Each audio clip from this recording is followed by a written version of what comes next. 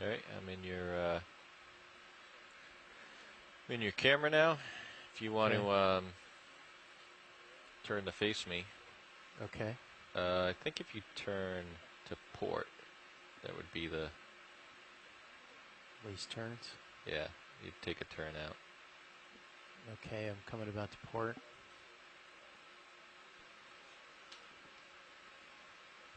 And you can come Bridge. down a little bit. This is RV nav. Come down like 10 meters. Okay, coming down 10 meters. Go ahead, RV nav. Yeah, I just want to let you know the vehicles are approaching bottom. Okay. So if you could please change the center of rotation to A-frame. Will do. And I will contact you shortly about a bailout plan. Okay, center of rotation is now on the A-frame. Copy, thank you. You're welcome. Okay, I'm coming down and still turning to port. Dan, just bring your heading to 225. Copy 225.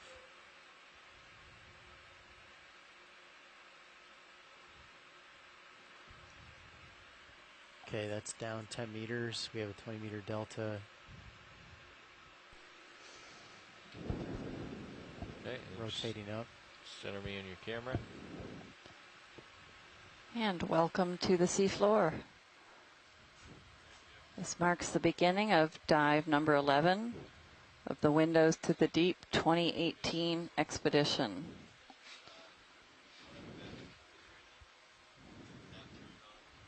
Today's dive is located about 30 miles southeast of the tip of Cape Hatteras, North Carolina.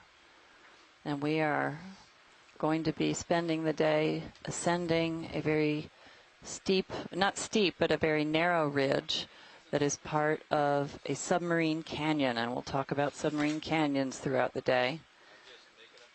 And we are just touching down now on the slope of that ridge that we will be climbing.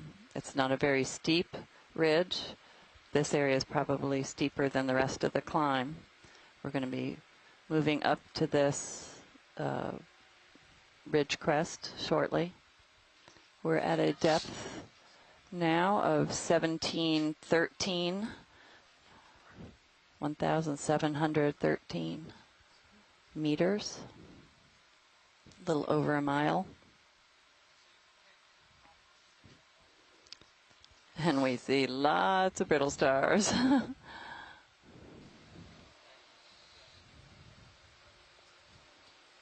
Looks like a thick draping of sediments, more than what we've been seeing lately. We're on the lee side of the Gulf Stream's current, so this area is protected from swift currents that would clean this substrate. And we're seeing a bunch of cutthroat eels. And of course, set your a ton bailout of brittle plan stars. to the northeast. And we passed over one sea pen, Umbulula. There's a shallower ridge in that direction, but it's 850 meters away. I figure that will be the easiest direction for the ship to maneuver. These types of features are numerous as we move north of this area. And so we are trying to characterize this one ridge and hoping that this characterization applies to other ridges. Go ahead, RV nav. Yeah, we'll go ahead and set our bailout direction to the northeast, please. Bailout has been set up here to the northeast. Copy, thank you. Yeah, thank you.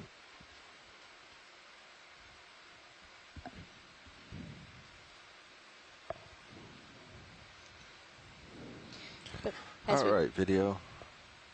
You should probably get a couple zooms on other dives, even mounds. Prevalent species. So let's every go ahead mound here. that we go to has some unique biota compared to others. So look at that. Some nice mud. What do you think, Leslie? Lots of mud.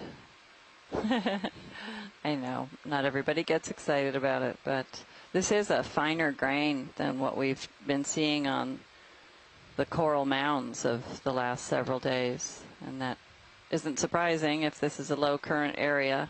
The smaller material has a chance to settle out. You see some larger fragments of fossil material, and some of those might be pteropods, the pelagic or planktonic gastropods. But sediment of the last several days has been very coarse compared to this, where you could see a lot of those shells. Kind of tilt down slow.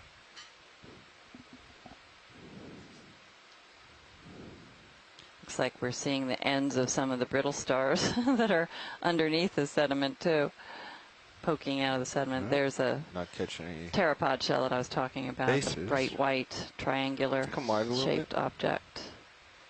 It's passing through your See screen. So very low. Any of particular interest? Maybe this probably one. Low rates of sedimentation here. Up and to the left. It's but sticking low up currents allow the for the finer grain sediments. And there must be a fair amount of food that falls out with these sediments, Pilot's because clear when we're video's supporting clear. this many brittle stars, and they are combing those sediments for food. Yeah, the surface waters here are always stirred up, so that means there's lots of nutrients near the surface, so there's a lot of productivity in the surface waters, and productivity means marine snow, which is the material you see falling to the seafloor, and that's made primarily of different organic components as well as shell material.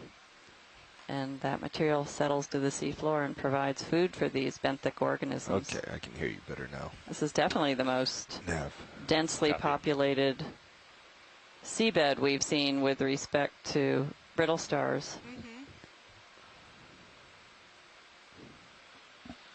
So, yeah, I'm showing slope around 260. But definitely not an uncommon sight. So if you want to adjust your head in other locations where they have sediment-covered what you said bottoms. Yeah, 215. Oh, yeah, it might have a little C-pen. Oh, that far over? Yeah. Oh, for waypoint 1. Yeah. Yeah, okay. See a little but obviously we're just going up. Sargassum in the upper right. We'll go with whatever you guys see. That has sunk to the bottom. That provides food for a little while for some of these organisms. See what's and happening. Substrate for some others, possibly. And there must be somebody's. Yeah, this pile of that might be some sargassum. Brittle stars. A little tongue-tied this morning. Who knows what that is? My guess is that it's sargassum. Yeah, it looks like it. Oh, I don't know. Something's moving under there. Gelatinous something or other. Yeah. Oh my gosh. There's an eye. 30 meters. Look at that. Is that full zoom video? At your...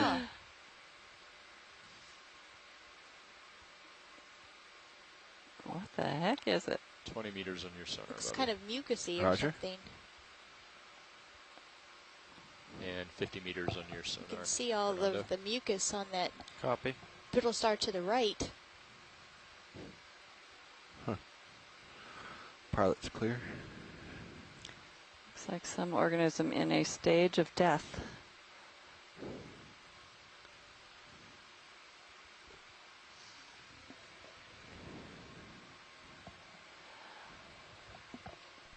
When you're ready, video.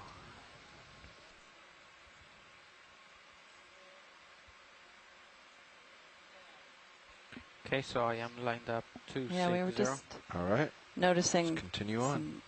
What looked like suckers, and I thought I saw an eye, so that could be a squid that isn't going to make it, or maybe he will. A few more organisms coming up. Would you like snaps on any of these, Watch Lead? Yes, please. Thank you. Okay, video.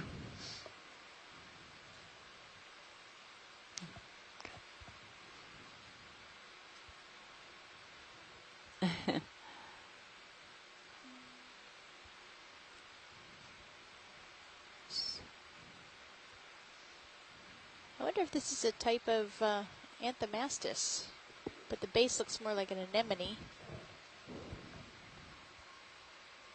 Okay, gonna drift up a little to that stalk.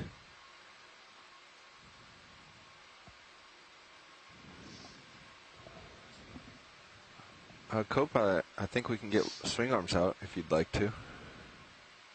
Copy. Let's come wide video. There's another stalk over to the left, which I'll get a little bit nicer than this smaller one. There it is. That was the young sea pen, you think, that we just, the stock? Possibly. Yeah, maybe we could take another quick zoom of this one, pilot. Yeah, we're going in for this larger one. Thanks. Okay, go ahead, video. You can see some burrows here and there, burrow holes.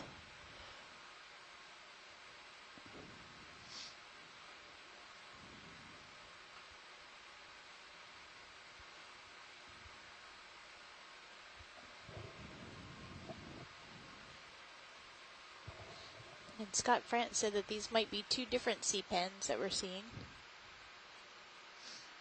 He also mentioned that the numbers of ophiuroids, or the brittle stars, point to the genus Ophiumusum.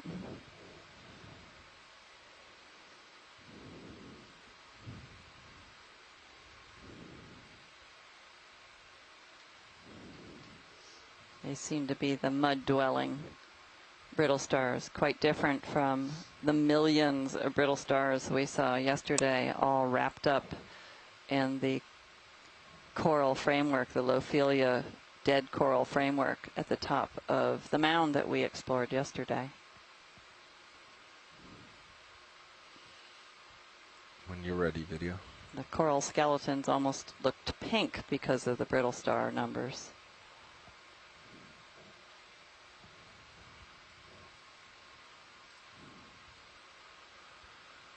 Here's some of our shrimp friends. And Scott France said that one of these sea pens that we're seeing might be Funiculina.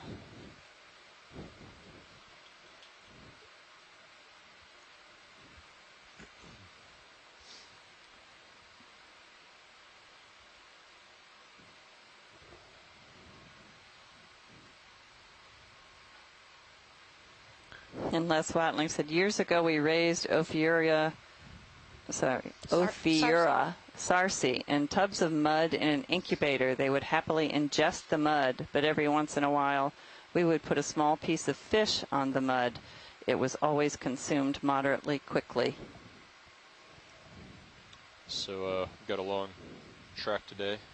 It's about 1,000 meters from here to waypoint 4. All right. They'll take what they can get. I guess that's like Surf and Turf Sunday. We had that yesterday. All right, well, let's keep it moving. Just a few more sea pens. So you're looking upslope, Fernando, at maybe this is more Funiculina. 260 or so? Yeah, that's where I'm lined up. Okay. You agree, Bobby? Yeah. Okay. Do you want another zoom on one of these sea pens? Sure, that would be great, Bobby. Okay. Let's see if we can get much closer this time, video, and get the fog lights on. Yeah, let's get the okay, coming on, bright video. lights on. There we go. Okay.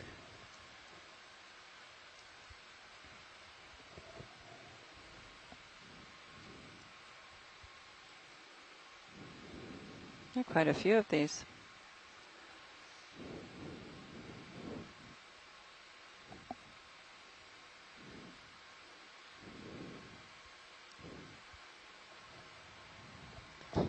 So do these have long root-like bases to them, just or stopping on the axial? Any chance they're holding on to substrate that is below the sediment layer? Maybe Scott can help us with that. Tilting up a little.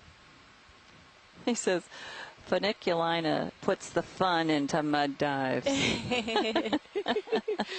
Happy Monday morning. I'm having fun. But then again, I'm watching mud, and I'm always having fun with mud. And Scott said that the bases are inflated peduncle, so they don't have a hold fast. That's a great word. Peduncle. There we go. Ped is in foot. I still think my favorite name that we've heard out here was the skillet skate. Skittle. Skittle skate. Skittle skate. Sorry, I can't even say it. All right, I think it's time to move on when you're ready, video. And the Sea Star with the genus named Pillsbury. Lights off, please, co-pilot. And we had just seen him inflated. So it was the Pillsbury Doe Star.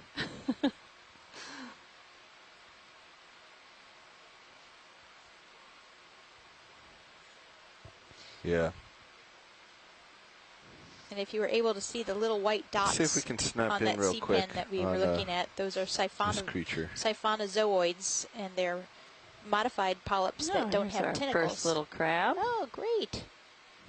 Let's bring them back into little view. guy. I think we'll have a few minutes of delay today. Do you want me to go ahead and... So that looks like a... Yeah, let's get moving. I'm going to do 30 meters at 260. All right, let's let them go. Okay, that looks good. Bridge, this is RV now. Getting overtaken by some dust. Time to move on.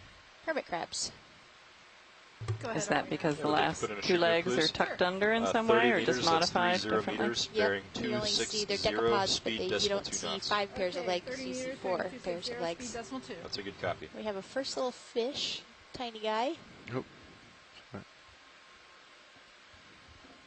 Snap real quick.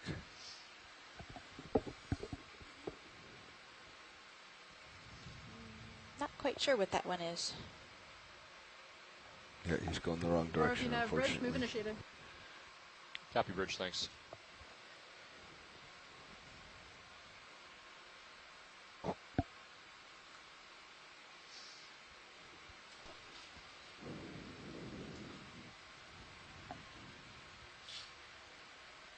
So to orient everyone, we are facing roughly southwest, and we are climbing the lee side of a ridge.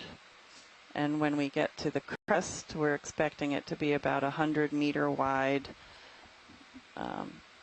ridge that climbs up into much shallower depths. And this ridge is an intercanyon ridge, meaning that we are in a larger submarine canyon. And you can sort of compare this to canyons out west or anywhere there's a lot of topography, and you have multiple tributary canyons that converge into one. And so between the tributary canyons, you can go here video you have ridges that are being eroded from the base, and so they become very steep as they're cut into at the base. So we are in one of these intercanyon ridges climbing up to its crest, and then it has a fairly low slope. Oh, it just retracted. And we're hoping that the Gulf Stream will keep it clean of sediments and provide great coral and sponge habitat by having exposed rock. In my camera. That was interesting that synaphobranchid cutthroat eel touched the sea pen and it sucked back into the seafloor. You can see how steep this terrain is. It doesn't look very variable, but it is steep. Can you do a quick snap zoom here? I can't tell if that's different or not, video. Ah, it is. Oh, look, a pygnogonid. A sea spider. Stand by one. I'll try to get us in position for that a little bit better.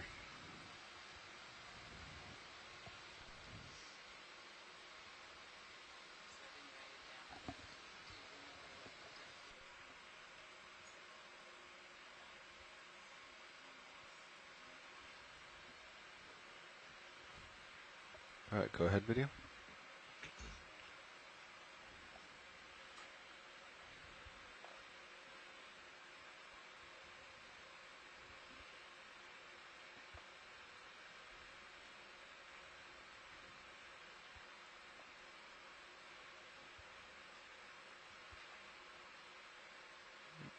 Just 1 second. All right. There you go. Now I'm stable. I wonder if this guy is eating something.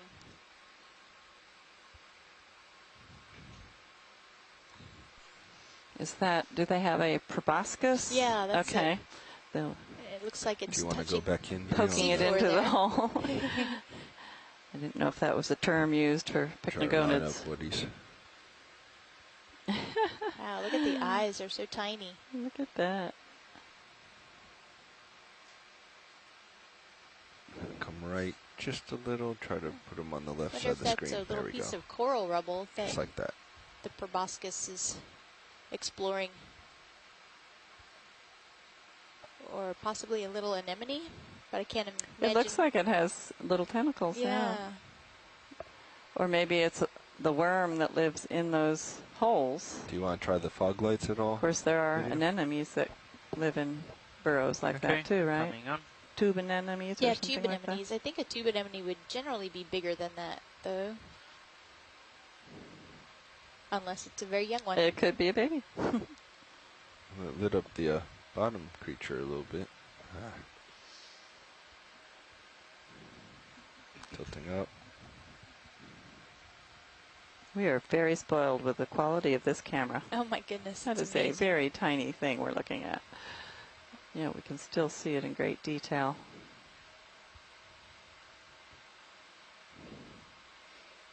And because of that wonderful technology, we're able to observe What do you think, feeding Bob, behaviors and other behaviors of animals that are front lights really or no front pretty lights? small.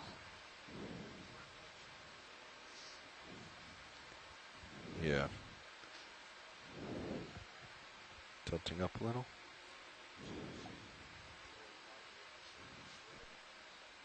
Yep. Go ahead, watch lead.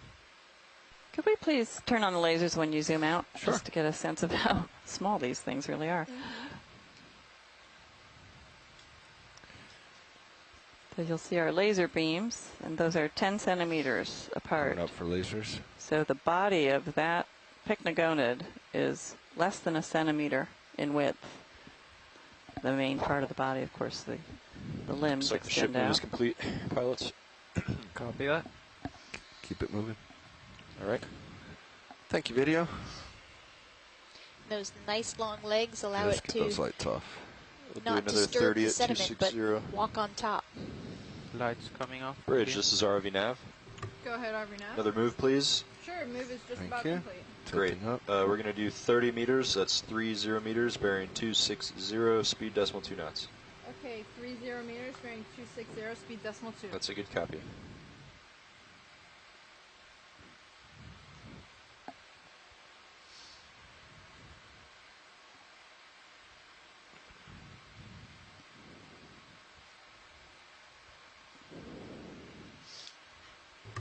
ROV nav, bridge, move initiated. Thanks, Bridge.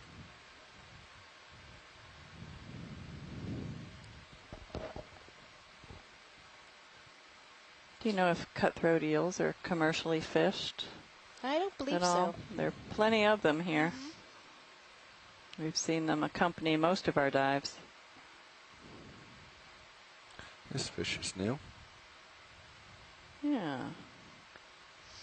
Go ahead, video.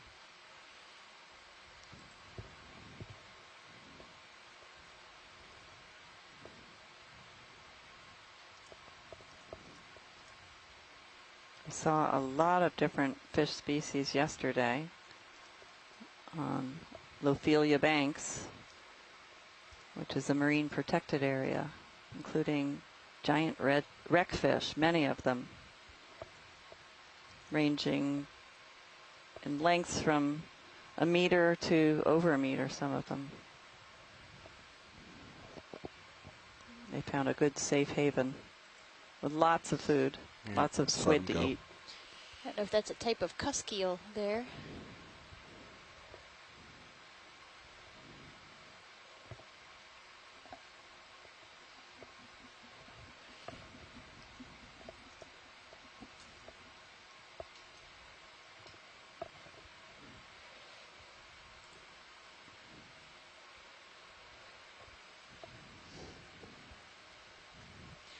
I found myself wondering last night what the total biomass of brittle stars in the deep sea must be. Yes, they're somewhat overlooked, probably, especially the ones on the coral mounds. Looks like uphill is shifting to Sirius's port a bit. They're So probably an important food source for many organisms down here, too.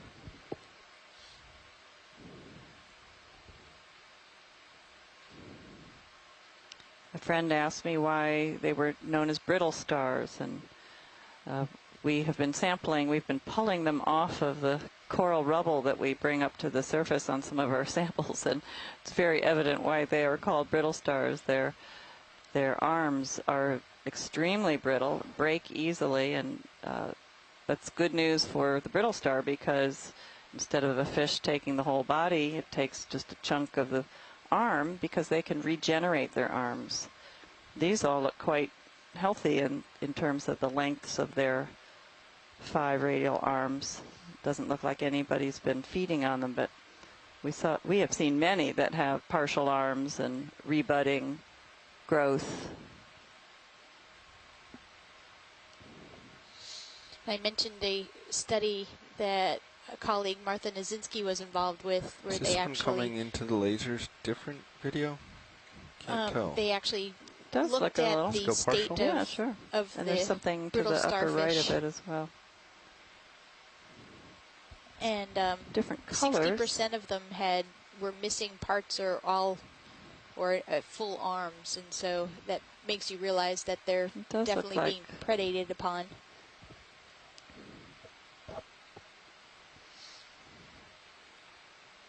That looks more like the species we find on the coral mounds. Yeah, that one has very different coloration, and then a lot more bristly legs. Yeah.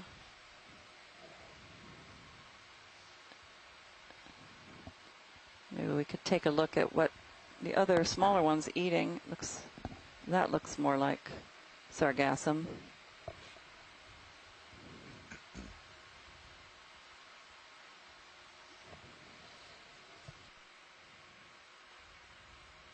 Maybe they rode the sargassum from some other location. Tilting up. Yeah, there's a small anemone.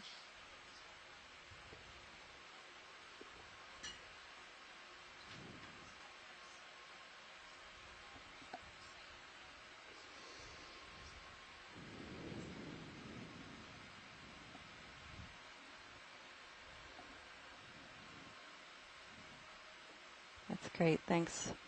All right, I think we can come wide.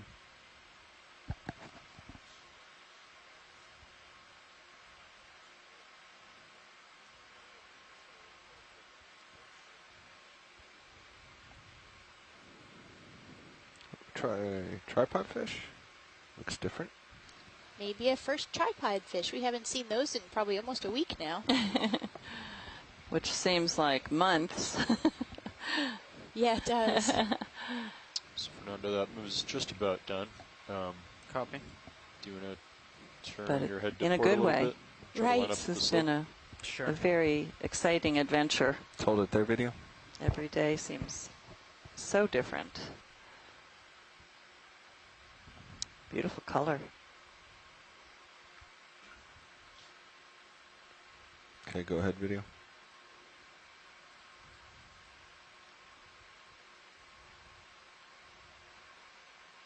You can see how he uses those pectoral fins.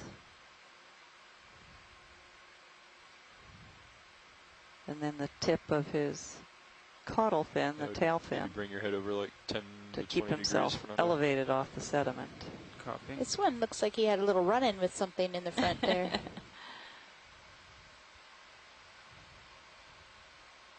And I don't know if this is the same one that we have seen, the same species we have seen, but previously it was Bathypteros phenax was the tripod fish we saw. That was back on dive 1. Pilot rotator at 90 degrees. Roger. It's time for me to go, video, when you're done. All right, moving on. Pilot, I'm gonna rotate on a Yep. this. Copy, rotating to port.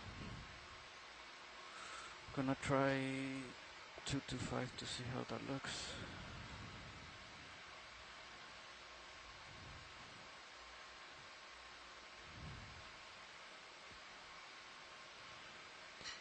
We had hoped to be able to climb the other side of this ridge where the currents would be very different, and because of those currents it just wasn't safe for the ROV too much pushing into the looks good. Yep. surface. I'm gonna go ahead and So call it we're 30. on the lee side of works the for you, ridge pilot? instead.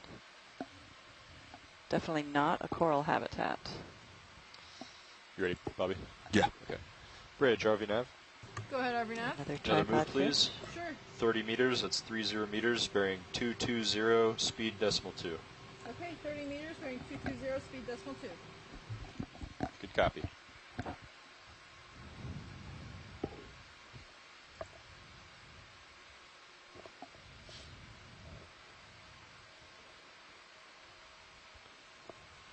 RV Nav Bridge, moving to shade. Good copy, Bridge, thanks.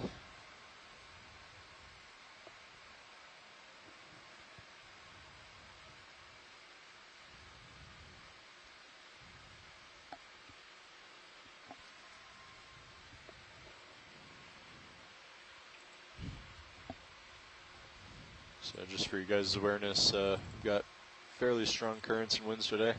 The resultant between the two, I think, would end up pushing the ship just about directly to the east.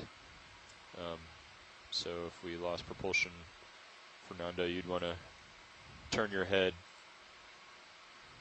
to the east, you know, as quickly as you could, and D2 would probably just push out. Copy that. To get See into who tow. this is.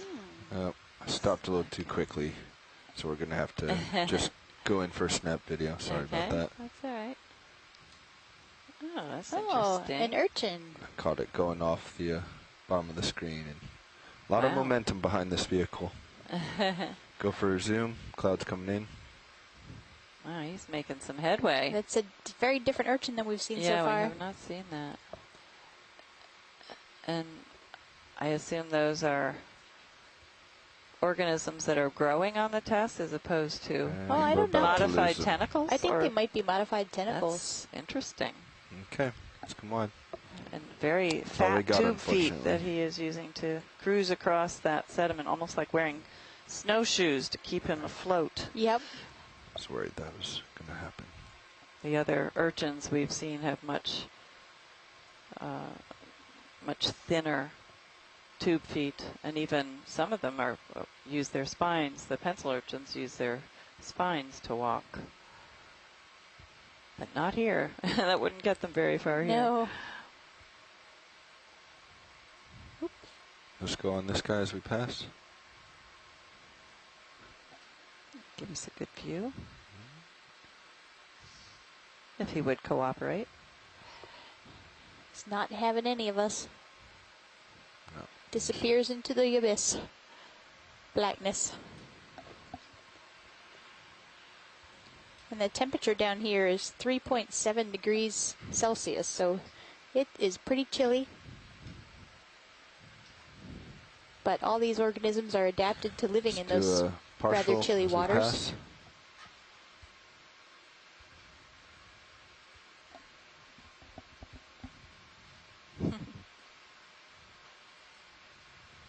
So more of that other brittle star. So these pink ones always seem to be associated with sargassum or something. N equals 2, I guess. Yeah. But it is interesting, and I was thinking that maybe the sargassum had tumbled from somewhere else where they're more abundant. Okay, come on. This might be something a little more substantial than sargassum that they're feeding on, or might be. Fortunately, we got to carry on. this looks like another moonscape. Yeah.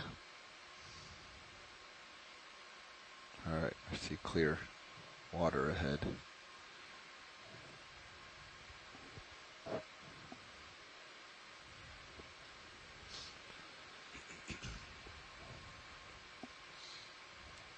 And we're now at a depth of 1,685 meters as we make our way up to the ridge that we're going to explore for the rest of the dive.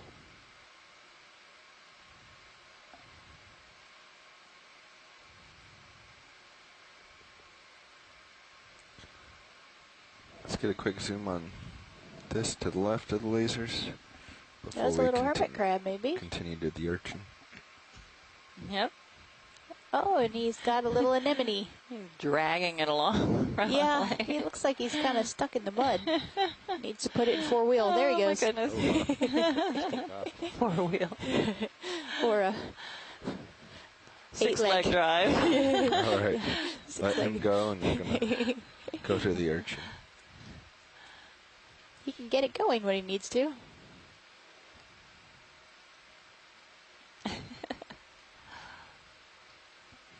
Oh, this is great. You can see his modified 2 feet. Oh, that's this urchin. Go ahead, video. He's got little white boots on. The booties, yep. Just another few meters to go, Fernando. Copy. Wow. That's what a beautiful urchin. You can see those spines in motion.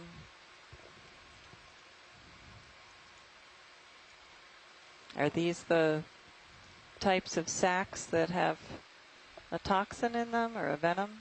Do you know? The white guys? Yeah. I don't think that those have toxin. I think the toxin would be in other spines or, you know, towards the top. Too much dust in the water for you. But I'm certainly not an echinoderm expert, so.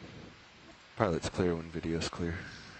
I'm confusing it with the pancake urchin. Right. That had these, I'm not sure if these are more similar to the pancake urchins or not.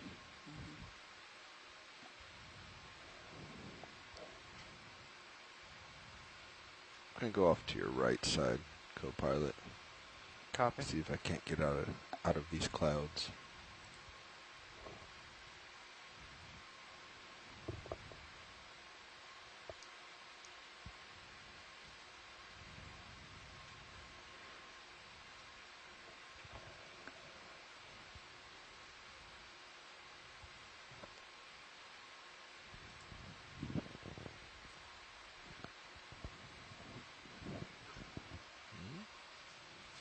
Something coming in.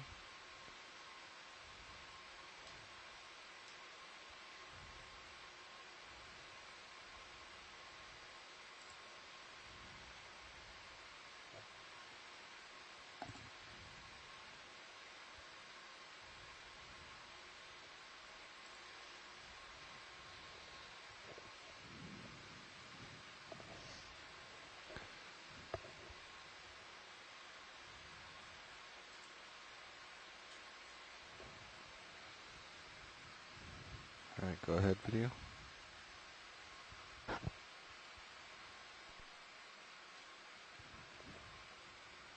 That looks like a baby cusk eel. Tiny one, anyway. He's trying to hide in the spines of this urchin.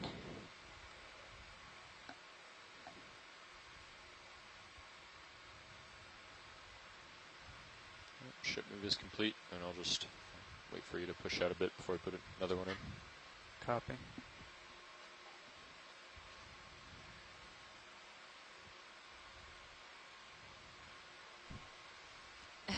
looks like he needs a back scratch.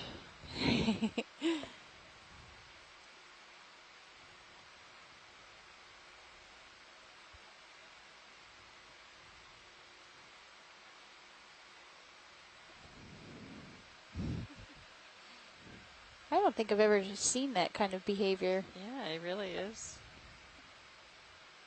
That's a good protection. Got all those spines sticking out.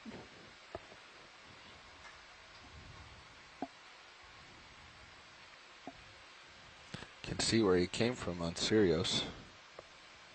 Can see his track line. Oh, well. Yeah. If anybody wants to look on stream 2, you can see his track in the sand that's lit up by B2. Yeah. D2. Yeah, the urchin track. I don't know how long the cusk eel has been following him. So these are probably echinotheriid urchins.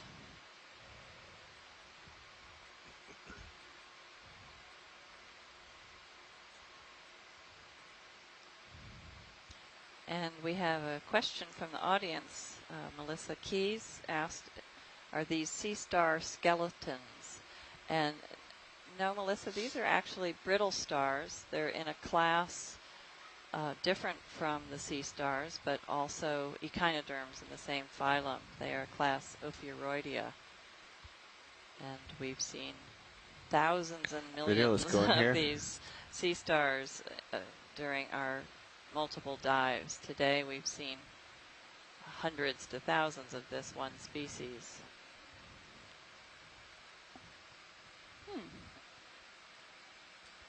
Oh, I gotta let him go. He stopped his interesting They are the maneuver. mud-dwelling group. Full wide, please.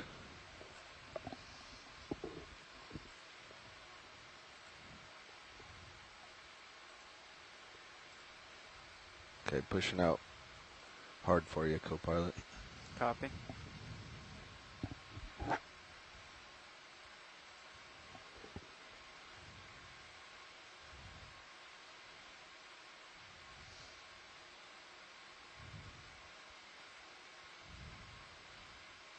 We'd like to give a shout out to our friends and colleagues at Patriots Point, which is a historic naval museum in Charleston, South Carolina.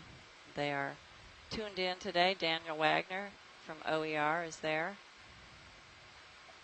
Hannah Giddens, who runs their educational outreach program. Former student of mine. Hello, Hannah.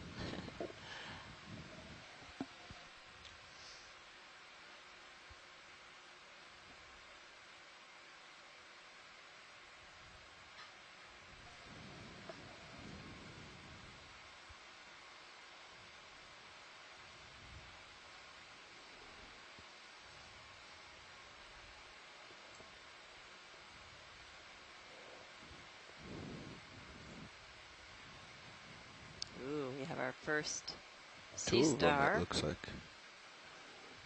Yep, two. There's another one. Wasn't even looking at the other one. Perhaps is one of the Sunstar group, do you think? Yeah, that's what I would think with all those arms. A Celasterid sea star. Okay, go ahead, video. Tip to tip of the arms is just about 10 centimeters. Wow, beautiful color. It really is.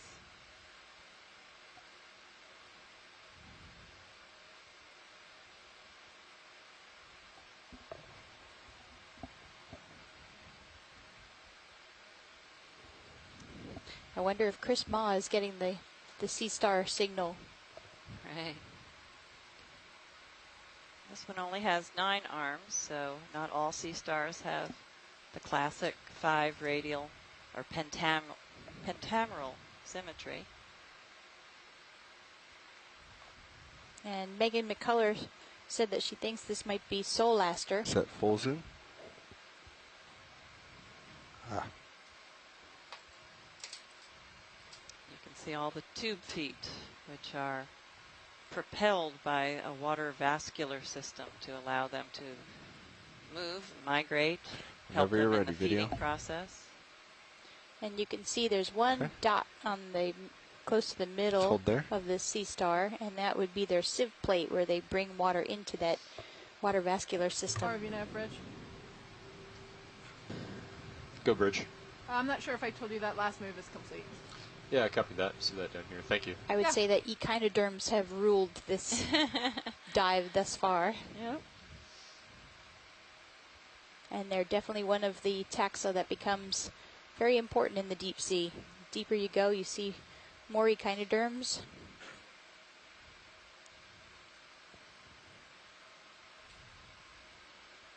Okay, what's going on this one?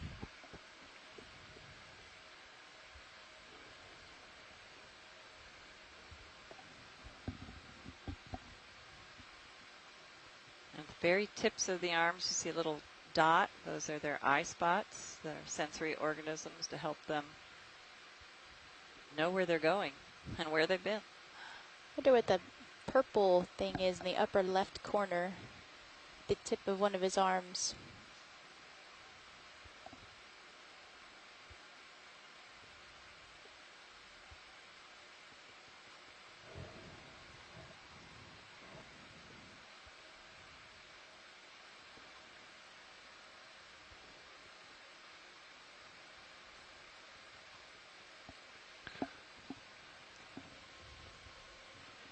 All right, let's come wide. Let me see. I may have lost him between my toes. Let's see if he's... Yeah, I'm too far in. I thought we might be able to get a real good zoom on the first one. But he's a little too far.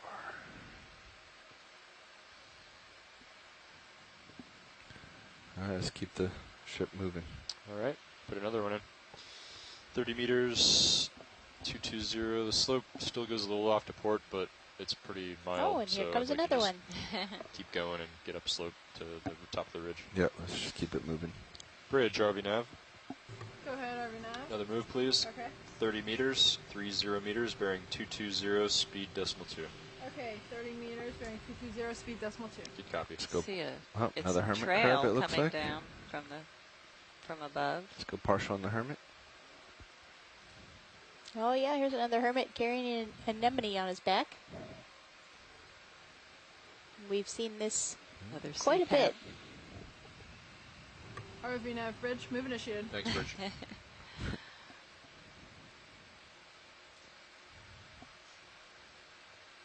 Yep. Yeah, there's a tiny sea pen to the left side of this brittle starfish.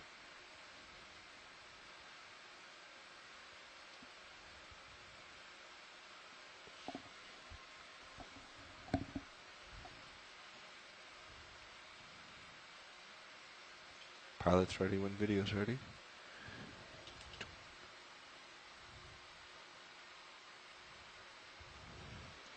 Most of the fossils that we have that include brittle stars are mudstones.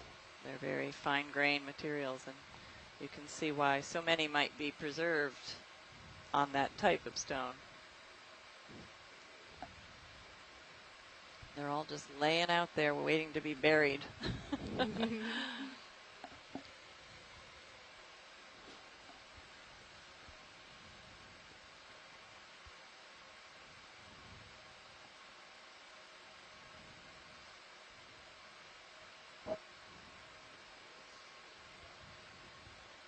So in this one shot, we have two cnidarians, the anemone and the sea pen on the left. Oops, and now he's going to crawl right over the brittle star, which is an echinoderm.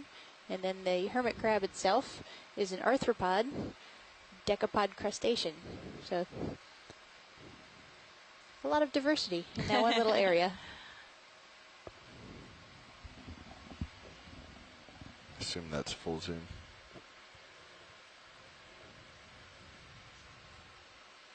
Wow. And these anemones that hitch a ride on hermit crabs actually secrete a little bit of a base underneath the anemone, so it creates a place for the hermit crab to live. An invitation to attach to the hermit crab instead of a snail shell. I did not know that until this cruise. And so the hermit crab is getting the protection from the stinging cells of the anemone, and then the anemone is getting a free ride all over the seafloor. All right, when you have it, video, I think we're ready to go. That was a nice shot, though. All right, coming off.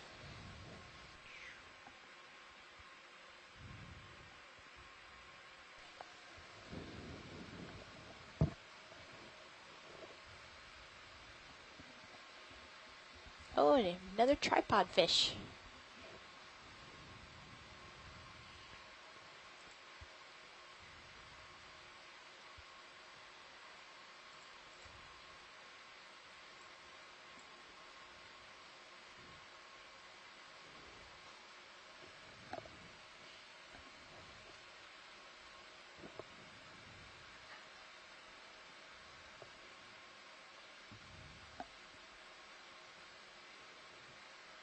And we're losing some of the brittle starfish here. A couple of shrimps. Go a little faster through here, try to make our way up to the top. Yeah, navigator. So Let's the see, next another one, let's do cuskeel. it more, maybe, I don't know, one Octopus? 200 maybe. Well, we'll see when this Oh, is yeah. but he's like going to my port side. Definitely. Let's start to go in partial. Oh. Stand by video. Hold that actually. Kicking up a lot of dust. Got a toe in. I want to stay out of that. All right, go ahead. Granoludny.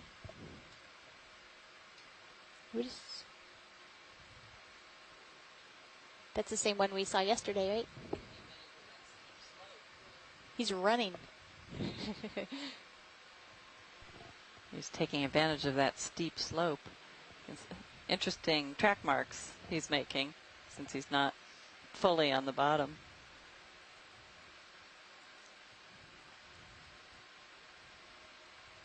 Uh-oh.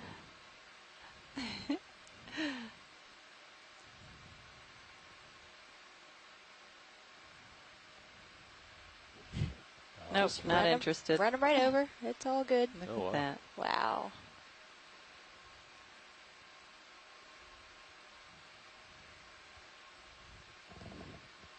They can really cover some distance. Sediment is so soft. Just float with them for a little bit.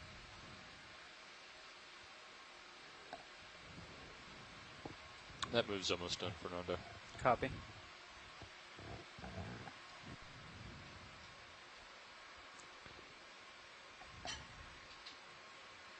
Gonna let them keep coming up. Get up into the dark. There we go. Okay, gonna follow them up. Just hold the zoom, please.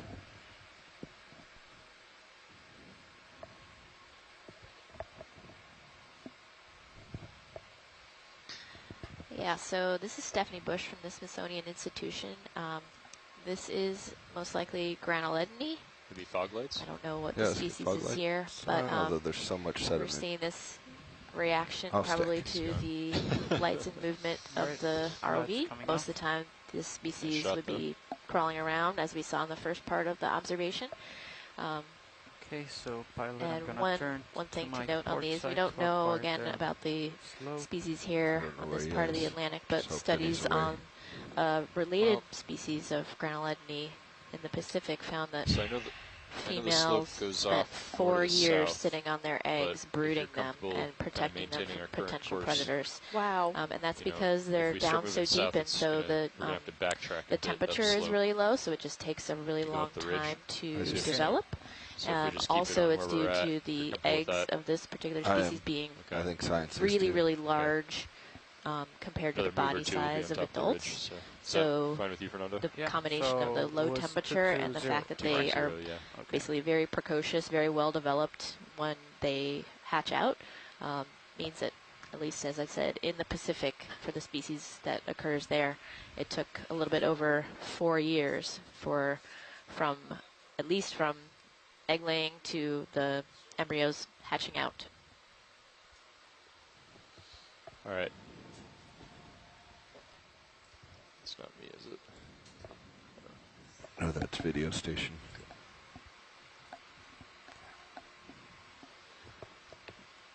Okay, I'm centered on 220. Okay.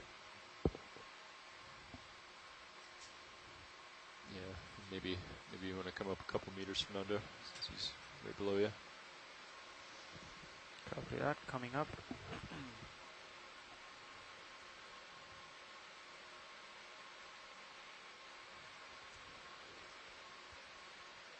Should we go ahead and call another one in?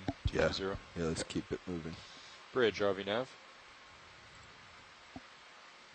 Go ahead, RV nav. Like another move, please. Sure. 30 meters, 30 meters, bearing 220, speed decimal 2. 30 meters, bearing 220, speed decimal 2. That's a good copy.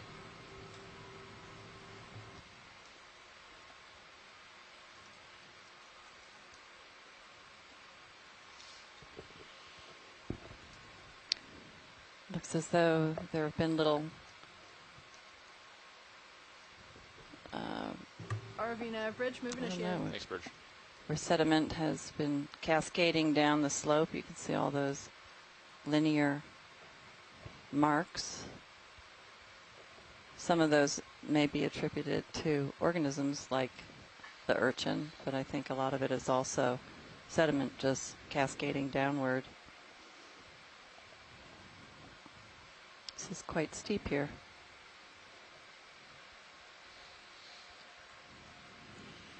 We're now at 1,656 meters.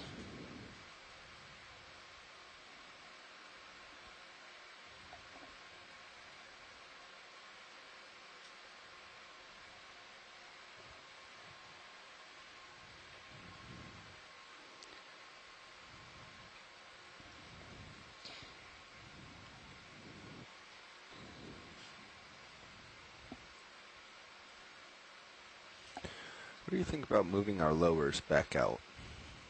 So it's not so hot, concentrated in the center. Yeah. Try it.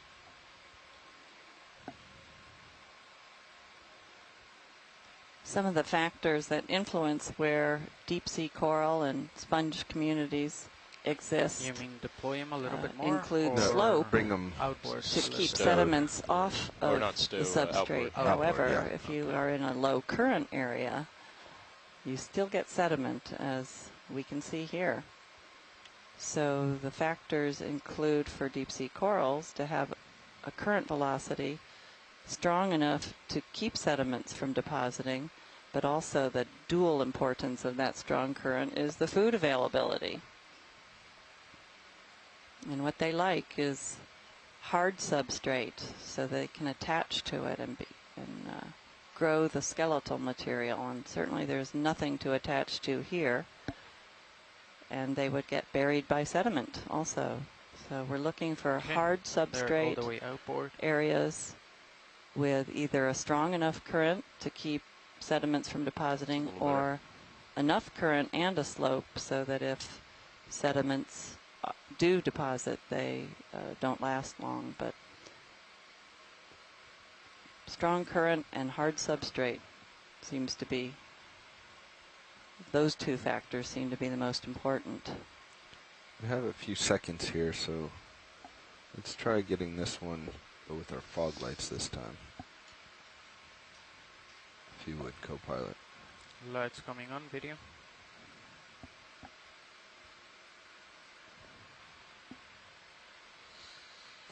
And we'd like to welcome Isabella from the Roentgen lab at just picked up a Boston University, and she is knots. studying Astrangia, which is a type of stony coral.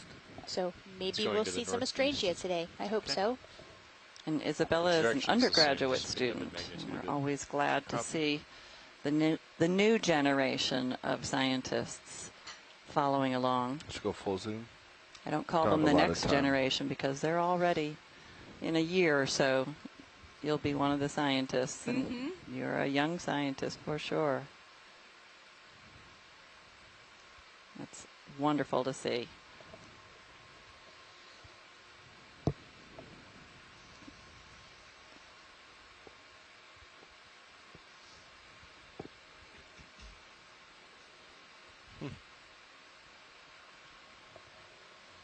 All right, video, I gotta move on. Again, this might be the genus Solaster that we're looking at. Sea star. Let's get the lights off, please. Lights coming off, video.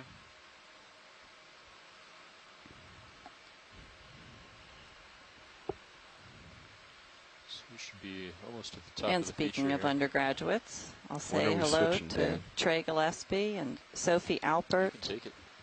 And Tori Gitto, Gito, I'm sorry, I always pronounce it wrong, who are in my lab at the College of Charleston, and they have been hosting an open house in our visualizations lab every day of this expedition, and doing screen grabs, posting on social media, and they've had probably at this point over 40 members of the public come through, and they welcome attendance if you're in Charleston, South Carolina. They are open every day from 10 to 2. Thank you, video.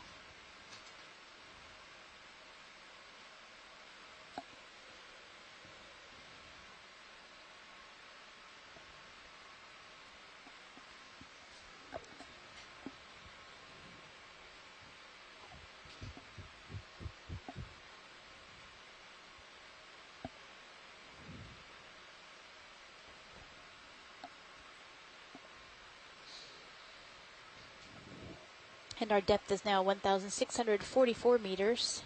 And I have a number for our first waypoint on the ridge at 1,631. So we have maybe